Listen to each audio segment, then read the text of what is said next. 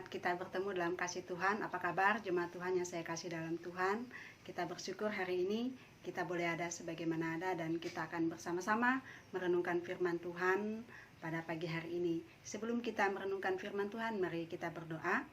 Bapa di surga, terima kasih atas kebaikan Tuhan. Tuhan senantiasa menjaga memelihara kami sehingga kami boleh ada sebagaimana ada, dan kami senantiasa diberkati dengan damai sejahtera sukacita daripada Tuhan. Kami siap untuk belajar serta merenungkan firman Tuhan dalam nama Yesus. Haleluya. Amin.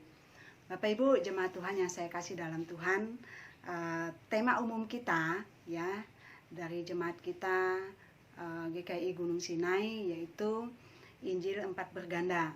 Ya, kita akan membahas tema ini sepanjang tahun ini mungkin, di mana standar kompetensinya bahwa kita memahami dalam melaksanakan kehidupan kekristenan yang bersentralisasi pada gereja kristologi bagi Gereja Kemah Injil Indonesia. Kemudian standar kompetensinya memahami sebagai penghayatan dalam kehidupan Kristen yang bersintrisme kepada Yesus Kristus Sang Pengudus. Dan indikatornya yaitu mewujudkan eksistensi dalam konsistensi yang menghayati keteladanan Yesus Kristus sebagai Sang Pengudus itu. Bapak Ibu jemaat Tuhan yang saya kasih dalam Tuhan, nas kita pada hari ini yang akan kita pelajari atau kita renungkan terdapat dalam Markus pasal 1 ayat 24. Markus pasal 1 ayat 24. Di situ berbunyi, "Apa urusanmu dengan kami, hai Yesus orang Nazaret? Engkau datang hendak membinasakan kami. Aku tahu siapa engkau, yang kudus dari Allah." Dari satu ayat ini Bapak Ibu jemaat Tuhan, kita akan belajar ya. Kita akan belajar yaitu materinya yang kudus dari Allah. Yang kudus dari Allah. Untuk memahami materi ini, kita akan belajar kenapa kok sampai ayat ini muncul ya. Pada waktu itu kejadian ini terjadi di sebuah rumah ibadat di daerah Kapernaum. Waktu Yesus pergi memberitakan kabar sukacita tentang keselamatan, di sana ada satu orang di dalam rumah ibadat itu yang dirasuki oleh roh jahat. Dia berteriak, mengatakan kepada Yesus, sehingga muncul ayat ini, ayat yang ke-24, "Apa urusanmu? Ya, apa urusanmu dengan kami, hai Yesus orang Nazaret?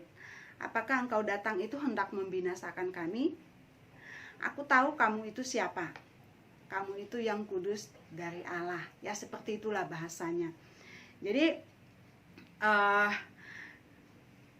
Bapak Ibu jemaat Tuhan yang saya kasihi dalam Yesus Kristus, roh jahat saja itu sangat tahu, bahkan dia sangat mengenal siapa Yesus itu ya. Makanya dia katakan bahwa Yesus itu adalah yang kudus dari Allah. Kemudian bagaimana dengan kita? Apakah kita mengenal pribadi Yesus itu dengan benar? Ya, apakah kita mengenal pribadi Yesus itu dengan benar? Nah, pada pagi hari ini saya mengajak kita ya belajar siapa pribadi Yesus yang kudus dari Allah itu. Ya, siapakah pribadi Yesus yang kudus dari Allah itu? Nah, sebelum kita masuk dalam pembahasan, saya mengajak kita belajar arti dari kata kudus itu. Arti dari kata kudus ini banyak sekali pengertiannya, tetapi saya mengambil sedikit saja, dan saya harap itu adalah sesuatu hal yang dapat kita pahami dengan mudah. Dari Kamus Besar Bahasa Indonesia, kudus itu memiliki arti suci atau murni. Kemudian dari tafsir Alkitab, ya, saya menemukan dari bahasa Ibrani, kata kudus itu berasal dari kata kados atau kadasi, yang berarti terpisah, dikhususkan, terpotong dari, atau terlepas ya, atau keadaan terlepasnya seseorang atau terlepasnya sebuah benda. Kemudian dari bahasa Yunani, yaitu hagios, yang mempunyai dasar pemikiran yang sama mengenai keterpisahan, ya, keterpisahan dan kesucian terhadap Allah. Nah, Alkitab itu banyak memberikan referensi kepada kita bahwa menyatakan Yesus itu adalah yang kudus. Kita bisa lihat dari Lukas pasal 1 ayat 25, di mana malaikat Gabriel pertama kali datang kepada Maria. Dia mengatakan bahwa anak yang akan engkau kandung dan akan engkau lahirkan itu akan disebut kudus, anak Allah. Kemudian Yohanes 6 ayat 69, di sana merupakan pengakuan Petrus yang mengatakan bahwa Yesus itu adalah yang kudus. Kemudian Kisah Rasul pasal 3 ayat 14 juga pengakuan Pilatus yang mengatakan bahwa Yesus itu adalah yang kudus. Dan ada banyak lagi referensi yang lain. Jadi Bapak Ibu jemaat Tuhan yang saya kasih dalam Tuhan, Yesus Kristus itu dikhususkan sebagai yang kudus dari Allah, ya, bagi kita sebagai orang yang percaya kepadanya. Mengapa Yesus Kristus dikhususkan sebagai yang kudus dari Allah bagi kita sebagai orang yang percaya kepada Tuhan? Ini sebuah pertanyaan, ya. Mengapa Yesus itu dikhususkan sebagai yang kudus dari Allah? Yang pertama, ya, karena Yesus memiliki otoritas untuk memilih dan memanggil kita untuk dikuduskan menjadi umat Allah. Kita bisa lihat di dalam Efesus pasal 1 ayat 4. Sebab di dalam Dia Allah telah memilih kita sebelum dunia dijadikan supaya kita kudus dan tak bercacat di hadapannya. Kemudian 1 Petrus pasal 1 ayat 2a, yaitu orang-orang yang dipilih sesuai dengan rencana Allah Bapa kita akan dikuduskan oleh Roh. Dan 2 Tesalonika pasal 2 ayat 13c, sebab Allah dari mulanya telah memilih kamu untuk diselamatkan dalam roh yang menguduskan kamu dan dalam kebenaran yang kamu percayai. Jadi Bapak Ibu jemaat Tuhan yang saya kasih dalam Tuhan, mengapa Yesus dikhususkan sebagai yang kudus dari Allah? Karena Ia memiliki otoritas untuk memilih dan memanggil kita untuk dikuduskan menjadi umat Allah yang kudus. Kita bisa kudus itu karena Allah yang kita sembah, Yesus yang kita percayai sebagai Tuhan dan Juru Selamat kita adalah kudus. Kemudian Bapak Ibu jemaat Tuhan yang saya kasih dalam Tuhan, mengapa Yesus Kristus dikhususkan sebagai yang kudus dari Allah bagi kita sebagai orang yang percaya? Karena Yesus memiliki otoritas atau kuasa untuk memisahkan kita atau melepaskan kita dari keterikatan akan dosa. Titus pasal 2 ayat 14, yang telah menyerahkan dirinya bagi kita untuk membebaskan kita dari segala kejahatan dan untuk menguduskan bagi dirinya suatu umat kepunyaannya sendiri yang rajin berbuat baik. Kemudian Roma 8 ayat 2, Roh yang memberi hidup telah memerdekakan kamu dalam Kristus dari hukum dosa dan hukum maut. Nah, jadi Bapak Ibu jemaat Tuhan yang saya kasih dalam Tuhan, bahwa Yesus, ya, Yesus yang dikuduskan, Yesus yang dikhususkan sebagai yang kudus dari Allah, itu Dia memiliki otoritas atau kuasa untuk memisahkan kita atau melepaskan kita dari keterikatan akan dosa. Kemudian Yesus juga memiliki otoritas atau kuasa untuk memisahkan kita atau melepaskan kita dari keterikatan akan roh jahat. Nah, ini seperti nas yang kita pelajari tadi atau yang kita baca dalam Markus pasal 1 ayat 25 dan 26. Tetapi Yesus menghardik katanya, "Diam, keluarlah daripadanya." Roh jahat itu menggoncang-goncang orang itu dan sambil menjerit dengan suara nyaring ia keluar daripadanya. Kemudian Markus pasal 5 ayat 8b, "Hai engkau roh jahat, keluar dari orang ini." Nah, ketika itu Yesus membebaskan orang yang dirasuki oleh roh jahat yang berada di Gerasa pada waktu itu. Kemudian Markus 7 ayat 29, ya. Karena kata-katamu itu, pergilah sekarang sebab setan itu sudah keluar dari anakmu. Nah, ini bercerita tentang bagaimana seorang perempuan dari Silo Fenisia itu datang kepada Yesus untuk meminta Yesus menyembuhkan anaknya yang dirasuki oleh roh jahat. Kemudian Markus pasal 9 ayat 25b. Hai kamu roh yang menyebabkan orang menjadi bisu dan tuli, aku memerintahkan engkau, keluarlah daripada anak ini dan jangan merasukinya lagi. Nah, waktu itu Yesus melepaskan seorang anak yang dalam kondisi bisu dan tuli karena dirasuki oleh roh jahat.